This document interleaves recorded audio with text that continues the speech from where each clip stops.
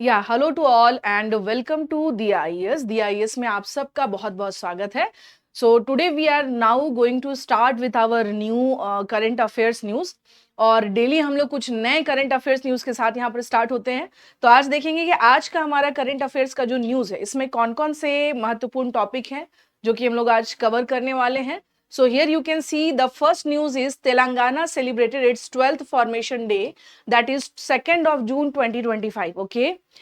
तेलंगाना का 12वां स्थापना दिवस जो है मनाया गया, जो कि 2 जून 2025 को 12वां स्थापना दिवस हम देख सकते हैं।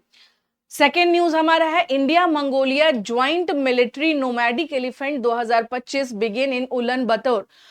इंडिया और मंगोलिया का ज्वाइंट मिलिट्री यानी सैन्य अभ्यास जिसका नाम क्या है यहाँ पर नोमैडिक एलिफेंट 2025, इसकी शुरुआत हुई है कहाँ? उलन बतौर में। अब आते हैं नेक्स्ट जो न्यूज है यहाँ पर 300th बर्थ एनिवर्सरी ऑफ लोक माता देवी अहिल्याबाई होलकर। यानी अभी ये न्यूज में जो रहा आप देखेंगे कि हमने अभी जो है हाल ही में लोक माता देवी अहिल्याबाई होलकर जी का 300वां जो है बर्थ एनिवर्सरी मनाया गया। तो ये 3 न्यूज जो है हम आज यहाँ पर कवर करने वाले हैं। और डियर ऑल स्टूडेंट, एक चीज और है, अगर आपने अभी तक दिया आईएएस नहीं सब्सक्राइब किया है so kindly like share and subscribe this channel. And one more thing, मैंने आप लोगों से पहले ही बताया कि यहाँ यूपीएससी और साथ के साथ बीपीएससी दोनों के लिए ही आपके लिए स्पेशल प्रोग्राम्स ऑलरेडी आ चुके हैं। So kindly connect and subscribe this channel also. चलिए अब आते हैं यहाँ पर हम लोग आज का जो पहला न्यूज है वो हम देखेंगे that Telangana celebrated its 12th formation on 2nd of June 2025। ठीक है ना, तेलंगाना ने अपनी स्थापना दिवस के 12वां स्थापना दिवस जो है ये मनाया कब? 2 जून 2025 को। तो आइए देखते हैं यहाँ पर कि क्या महत्वपूर्ण बातें हैं। सबसे पहले यहाँ देखेंगे that chief minister, one second, Chief Minister A. Revanth Reddy hosted the tricolor at an official function held at the Sikandrabad Parade Ground. Telangana was formed on 2nd June 2014 and the day is celebrated as a Telangana Day or Telangana Formation Day. यहाँ के जो मुख्यमंत्री हैं जिनका नाम है ए रेवंत रेड्डी जी ने Secunderabad parade ground में आयोजित एक आधिकारिक समारोह में तिरंगा फहराया। और तेलंगाना का गठन चूंकि 2014 के 2 जून को हुआ था और इस दिन को तेलंगाना दिवस या तेलंगाना गठन दिवस के रूप में मनाया जाता है। तो आप देखेंगे जैसे सभी स्टेट्स जो है जो न्यू फॉर्म्ड हुए हैं, है ना, तो उसके कंटेक्स्ट में अगर कहा जाए या फिर जो है किसी राज्य से वो अलग होकर के जो है उनका गठन हुआ हो, तो यहाँ पर हम लोग देख सकते हैं कि तेलंगाना के स्थापना दिवस का 2 जून 2014 को ये स्टैब्लिश्ड हुआ था। और इस तरह से अगर हम लोग देखा जाए तो यहाँ पर हम लोग क्या देख रहे हैं कि अभी जो है इसका सेलिब्रेशन या स्थापना दिवस जो है ये मनाया गया। तो आइए जानते हैं कुछ तेलंगाना के बारे में, कुछ महत्वपूर्ण न्यूज़ को संदर्भ में कि तेलंगाना जो है, तो देखिए इसके बारे में some important information about that कि ये तेलंगाना जो है ये basically was formed by the carving out 10 districts of Andhra Pradesh. यानी ये आंध्र प्रदेश के 10 जिलों को अलग करके तेलंगाना का गठन किया गया था।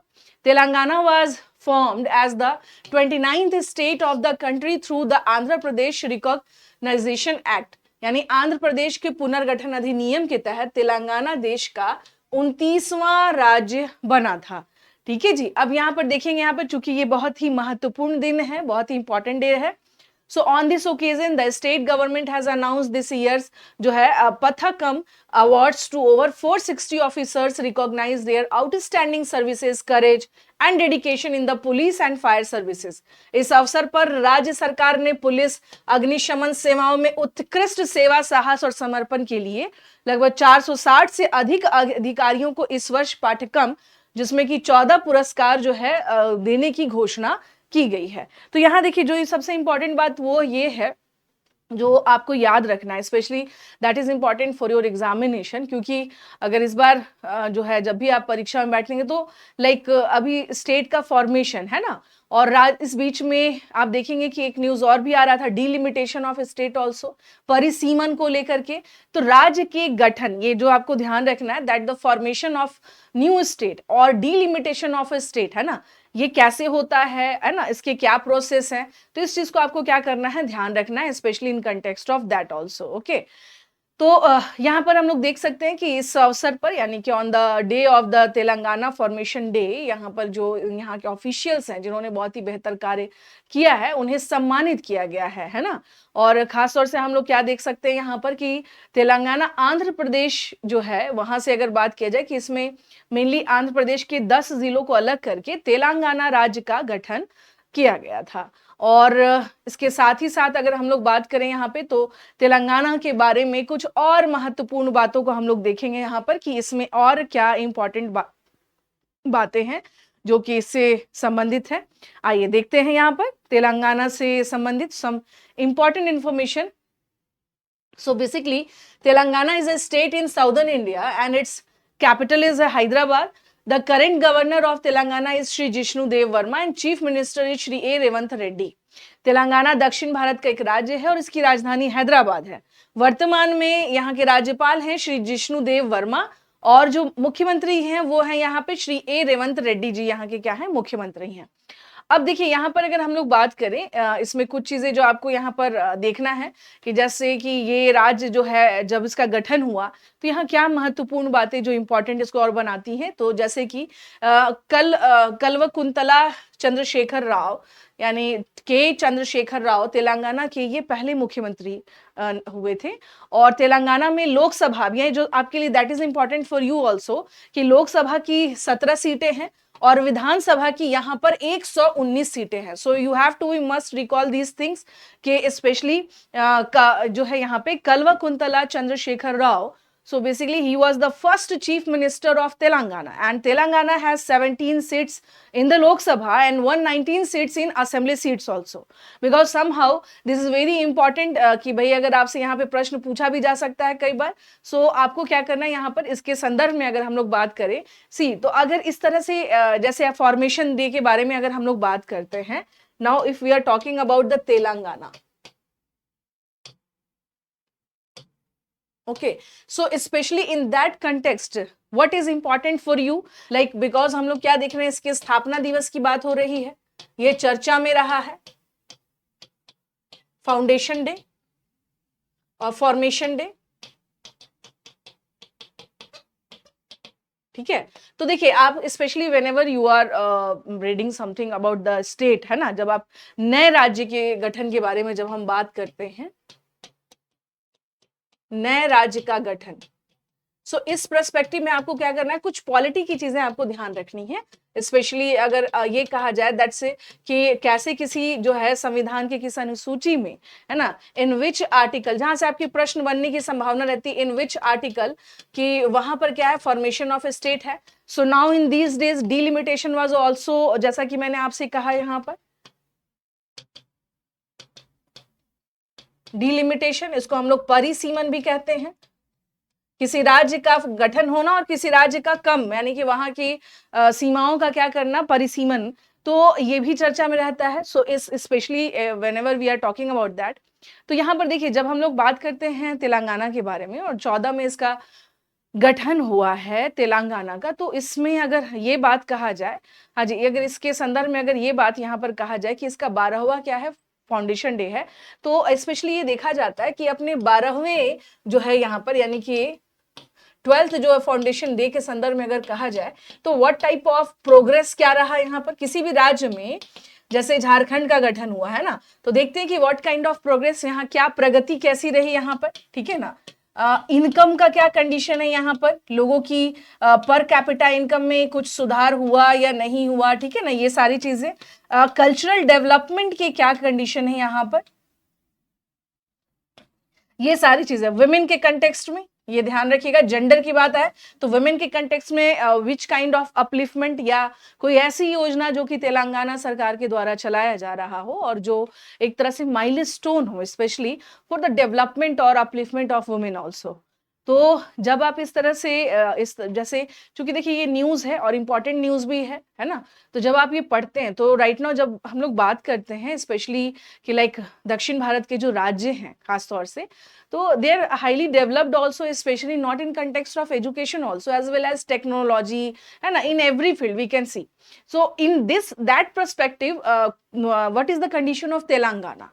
अगर उस संदर्भ में देखा जाए तो तेलंगाना की क्या परिस्थिति है और उसमें ये यहाँ पर कैसा उसका लीडिंग है या नहीं है, तो ये जो है यहाँ पे जैसे टाइम टू टाइम जो लेटेस्ट अपडेट्स आते हैं तो उससे थोड़ा सा क्या करेंगे आप अपडेट हो जाएंगे।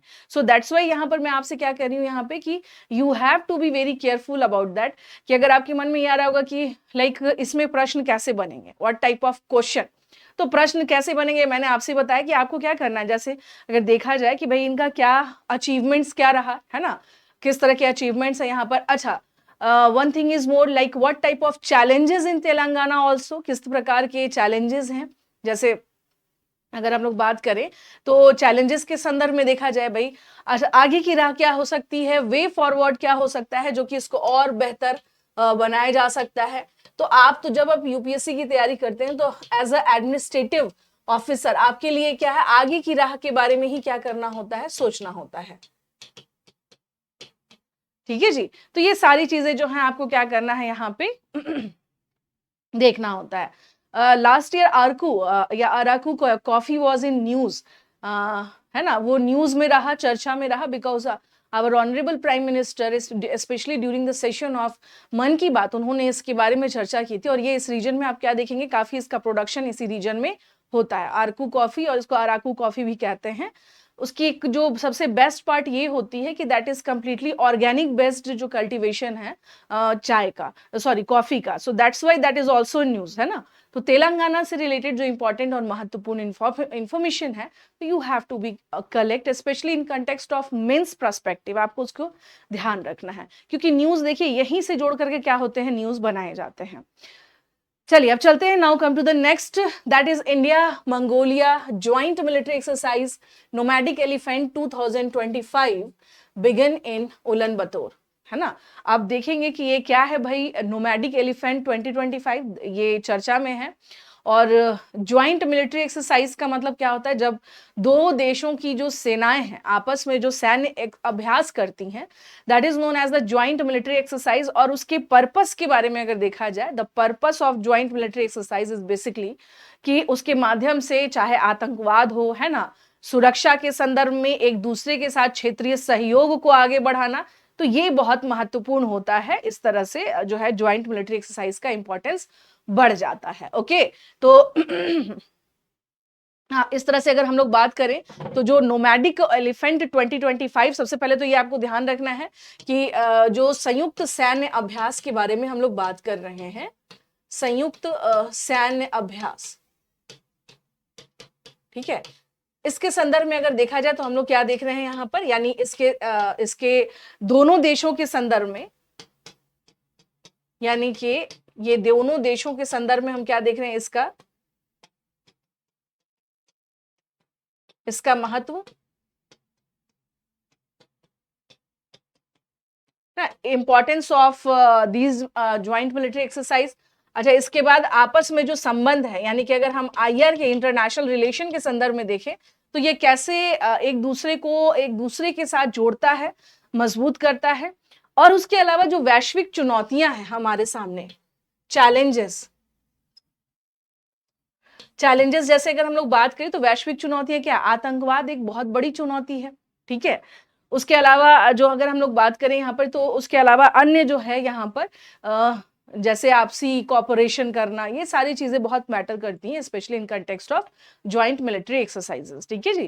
तो आइए यहाँ पर देखेंगे हम लोग सबसे पहले, on 31st of May 2025 the 17th edition of the India Mongolia joint military exercise Nomadic Elephant 2025 has been inaugurated at the Special Forces Training Center in Ulaanbaatar। इस जगह का नाम है बेसिकली। 31 मई 2025 को उलानबतौर में विशेष बल प्रशिक्षण केंद्र में भारत मंगोलिया संयुक्त सैन्य अभ्यास नोमैडिक एलिफेंट 2025 के 17वें संस्करण का उद्घाटन किया गया। Okay, so the military drill is scheduled to continue until June 13/2025 marking other milestone in bilateral defence engagement. यह जो सैन्य अभ्यास है ये 13 जून 2025 तक जारी रहेगा, जो द्विपक्षीय रक्षा संबंधों में एक और मील का पत्थर साबित होगा। यहाँ जो सबसे महत्वपूर्ण बात यह है कि ज्वाइंट मिलिट्री एक्सरसाइज, मैंने अभी आपसे कहा कि ये आपसी रिश्तों को, यानी ये दो देशों के मध्य अगर देखा जाए तो बेसिकली ये क्या करता है कि आपसी रिश्तों को और ज्यादा मजबूत करता है, स्ट्रॉन्ग करता है, और एक दूसरे के जो कहते हैं कि अगर कठिन समय में और कठिन परिस्थितियों में, यानी इट मीन्स कि जो हार्ड टाइम और इस तरह की कुछ अगर समस्या आई तो एक दूसरे के लिए क्या करते हैं, यहाँ पर जो है हेल्प करने के लिए आगे रहते हैं। तो बेसिकली ये ध्यान रखिएगा कि कहाँ पर ये जो है ज्वाइंट मिलिट्री एक्सरसाइज इसकी शुरुआत हुई है। ये मंगोलिया के प्रशिक्षण केंद्र में उलान बातोर में हम क्या देख रहे हैं कि इसका जो है इसकी शुरुआत हुई, और इसका ये 17वां संस्करण, इट मीन्स कि this is the 17th edition of nomadic elephant joint military exercise, और ये 13 जून तक चलेगा, ये ध्यान रखना है आप सबको। चलिए, उद्घाटन समारोह में मंगोलिया में भारत के राजदूत अतुल मल्हारी गोडसुवे और मंगोलिया की ओर से मेजर जनरल लखव वासुरेन जो है गांसलेम उपस्थित थे। So basically, the inauguration ceremony was graced by India's ambassador to Mongolia, Atul Malhari Goscharve, and Major General Lakhwa Suren Gansleem from the Mongolia side also. The exercise is being alternatively hosted by India and Mongolia, and the previous edition was held at Umroi Meghalaya in July 2024। यानी कि इस अभ्यास के संदर्भ में अगर देखा जाए तो जो है इस अभ्यास की मेजबानी जो है भारत और मंगोलिया, यानी कि टाइम टू टाइम जो हम लोग क्या देख सकते हैं, और वीकेंड से कि ऑल्टरनेटिवली ये इसको क्या करते हैं, होस्ट करते रहते हैं। तो कभी जैसे एक बार भारत, फिर उसके बाद से आप क्या देखेंगे, एक बार क्या हो जाएगा यहाँ पे मंगोलिया, ठीक है ना। तो मंगोलिया और भारत जो है ये समय समय पर इसका आयोजन करते रहते हैं। जैसे इसका जो पिछला संस्करण था वो जुलाई 2024 में मेघालय के उमरोई में इसका क्या किया गया था, इसका आयोजन किया गया था। तो ये आपको क्या करना है, ध्यान रखना है कि इसका आयोजन कहाँ हुआ था, Umroi, that is in Meghalaya. Okay, so now come to the next, that is the Indian contingent includes 45 personnel from the Arunachal Pradesh Scouts, while Mongolia is represented by 150 special forces unit. यानी कि अगर हम लोग बात करें तो भारतीय दल में अरुणाचल स्काउट्स के 45 कर्मी शामिल थे, जबकि मंगोलिया के प्रतिनिधित्व में 150 विशेष बल इकाई द्वारा इसका क्या किया गया, यहाँ पर जो है एक्सरसाइज किया गया। Field training exercise at the platoon level are being conducted focusing on semi conventional operation in semi urban and mountains terrain also. अगर हम लोग देखा जाए तो प्लाटून स्तर पर फील्ड प्रशिक्षण अभ्यास आयोजित किए जा रहे हैं, जिसमें कि अर्ध शहरी और पहाड़ी इलाकों में अर्ध पारंपरिक अभियानों पर ध्यान केंद्रित किया जा रहा है। तो ये आपको ध्यान रखना है इसके बारे में यहाँ पर। हाँ, और देखिए सबसे पहले मैंने आपसे क्या कहा कि ये जो संयुक्त सैन्य अभ्यास होता है इसके बेनिफिट्स क्या होते हैं और ये क्यों किया जाता है, तो इसके संदर्भ में हम देख सकते हैं लाइक कि सबसे पहले combat readiness is being enhanced through the activities such as counter terror operation, rock craft training, reflex shooting and cyber warfare drills also. यानी आतंकवाद विरोधी अभियान के साथ साथ रॉक क्राफ्ट प्रशिक्षण, रिफ्लेक्स शूटिंग और साइबर युद्ध अभ्यास जैसी गतिविधियों के माध्यम से युद्ध की तत्परता को बढ़ाया जा रहा है। यानी आपस में ये जो एक्सरसाइज किए गए हैं ताकि इस तरह के जो चैलेंजेस हैं, है ना, जब when we are talking about that, तो इस टाइप के चैलेंजेस को हम क्या कर पाएंगे, फेस कर पाएंगे और इसको हम बेहतर तरीके से डील कर पाएंगे। सो बेसिकली संयुक्त राष्ट्र शांति मिशनों को दोहराने और बहुराष्ट्रीय सहयोग को बढ़ावा देने के लिए इसके लिए अब संयुक्त अभ्यास किए जा रहे हैं। So basically joint rehearsals are being carried out to replicate United Nations peace keeping missions and promote multinational cooperation also. यानी कि जब हम बात करते हैं तो बहुपक्षीय सहयोग और यूएन यूनाइटेड नेशन के जो शांति मिशन है उसको क्या करना है, यहाँ पर आगे ले जाना है।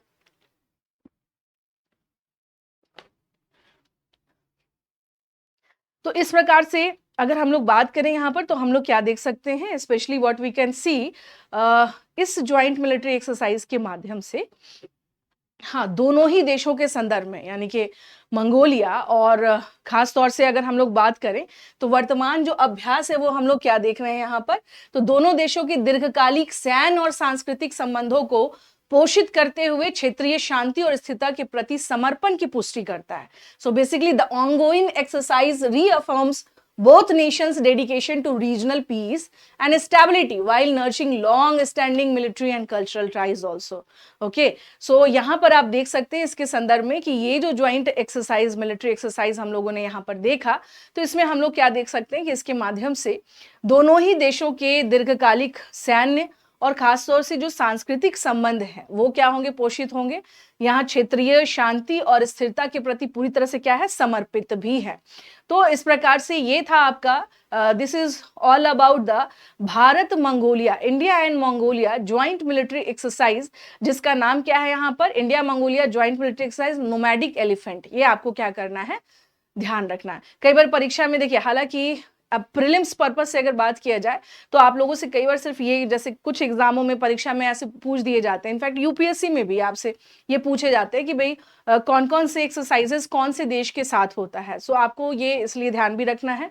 The second thing is that कई बार आपसे, जैसे अगर हम लोग बात करें रक्षा के संदर्भ में, है ना, जब इंटरनल सिक्योरिटी आपका, स्पेशली मेंस के पर्सपेक्टिव में आपका पेपर जो है इंटरनल सिक्योरिटी, तो इसके संदर्भ में भी हम लोग क्या देखेंगे कि बहुत सारी चीज़ें, जैसे हमारे लिए खास तौर से जो है ज्वाइंट मिलिट्री एक्सरसाइजेस के क्या महत्व हैं, ठीक है, और इसके क्या बेनिफिट्स हो सकते हैं. तो ये सारी चीज़ें आप उस वे में उसको क्या कर सकते हैं, ले जा सकते हैं. और खास तौर से जब इंटरनेशनल रिलेशंस की बात आती है तो भारत और मंगोलिया के संबंधों के संदर्भ में देखा जाए तो ये संबंध कैसे मजबूत हो रहे हैं, एंड हाउ कैन वी से in every aspects, like cultural aspect, like defence aspect also. तो इस तरह से हम लोग यहाँ पर इसको क्या कर सकते हैं, को रिलेट किया जा सकता है. So now come to the next, that is 300th birth anniversary of Lokmata Devi Ahilyabai Holkar. Lokmata Devi Ahilyabai Holkar की 300वीं जयंती, है ना, ये जो है अभी काफी जो है चर्चा में रहा ये न्यूज, और काफी चर्चा में रहे. तो इसका कारण आइए देखते हैं यहाँ पर हम लोग. सबसे पहले on 31st of May 2025 PM Modi commemorated the 300th birth anniversary of लोक माता देवी अहिल्याबाई होलकर जी. सो 31st of May 2025 को प्रधानमंत्री श्री नरेंद्र मोदी जी ने लोक माता देवी अहिल्याबाई होलकर जो है उनकी 300वीं जयंती जो है मनाई गई. ठीक है, अब सवाल ये उठता है, हो सकता है कि इसके बारे में जो है इस संदर्भ में आप नहीं जानते हो कि भाई देवी अहिल्याबाई होलकर जो हैं, तो आइए इनके बारे में थोड़ा जानते हैं, इनके कंट्रीब्यूशन के बारे में जानते हैं कि कैसे जो है ये इतनी महत्वपूर्ण रही हैं और इनके क्या कार्य, इनके क्या योगदान रहे हैं. So we have to be इसके बारे में थोड़ा सा. आइए सबसे पहले देखेंगे कि कमोमेरेटिव 300 कॉइन है ना, जिसको हम लोग कहते हैं कि एक स्मारकीय जो सिक्का होता है, तो 300 coin and postage stamp honouring लोक माता Ahilyabai Holkar was released by PM Modi. He addressed the महिला जो है सशक्तिकरण महासम्मेलन on 300th birth anniversary of लोक माता देवी अहिल्याबाई होलकर इन भोपाल मध्य प्रदेश. सो बेसिकली लोक माता अहिल्याबाई होलकर जो हैं, इनके सम्मान में एक स्मारक 300 का सिक्का और डाक टिकट जो है ये पीएम मोदी जी के द्वारा जारी किया गया. उन्होंने मध्य प्रदेश के भोपाल में लोक माता देवी अहिल्याबाई होलकर की 300वीं जयंती पर महिला सशक्तिकरण महासम्मेलन को संबोधित किया. अब आप समझ सकते हैं कि Lok Mata Devi Ahilyabai Holkar, so basically she represented the women empowerment. अब आप सोचिए कि महिला उत्थान से संदर्भित इनके बहुत महत्वपूर्ण कार्य रहे हैं. और ये जो है ये कौन सा, जहां पे हम लोग देख रहे हैं कि इनके 300वीं जयंती पर महिला सशक्तिकरण, ये ध्यान रखना है आप लोगों को, महासम्मेलन हुआ जिसमें कि महिलाओं के आत्मनिर्भरता, है ना, सेल्फ डिपेंडेंट इनका होना. तो जब हम बात करते हैं whenever we are talking about the महिला सशक्तिकरण, सो इट मीन्स कि वुमेन जो कि हर फ्रंट पे क्या हो, जो है एक तरह से कह सकते हैं स्ट्रांग होनी चाहिए, मजबूत होनी चाहिए. So first of all like economic perspective देखा जाए, सोशल पर्सपेक्टिव्स देखा जाए, कल्चरल पर्सपेक्टिव देखा जाए, तो महिलाओं का योगदान, है ना, और महिलाओं का सशक्त होना. आइए इनके बारे में हम लोग देखेंगे थोड़ा सा. और यहाँ पर द रुपीज 300, 1 सेकेंड,